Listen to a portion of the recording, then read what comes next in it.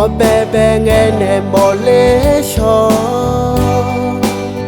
à đôi nữ cả hai dạo to to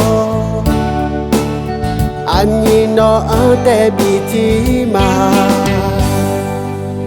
si nhà mà lô à đô gà lô à đôi cho mẹ cả anh nhớ à đôi cả ở lo anh nó khó đi à đôi anh bên nó cả mi la à đôi mẹ si mơ à bu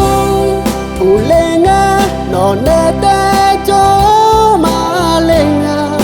cả anh nhớ để khó đi si khó đi nó ở tên ngã cả mà lên anh như mẹ si mơ à lên u lên á nó ngã thấp dễ trên là cả anh nhớ biết theo nè yoga khó lo nhá gà gạo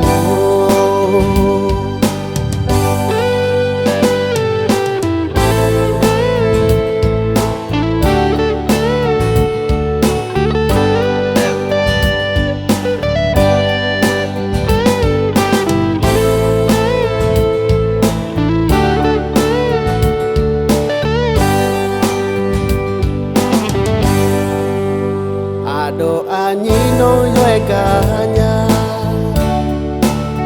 một bé bé nghe nè bỏ lễ cho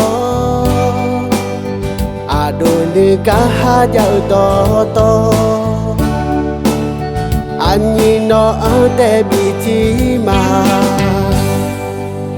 si nhà mà lô à đô gà lô à đôi cho mẹ cả anh nhớ à đôi cả ở lo anh nó khó đi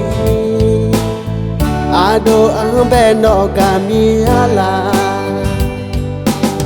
à đôi mẹ si mơ à bu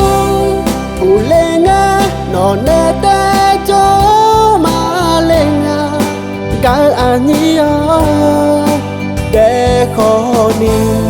si khó đi nó ở tên ngã cả mà lên anh như mẹ si mơ à lên u lên á nó ngã thấp dễ trên là cả anh nhớ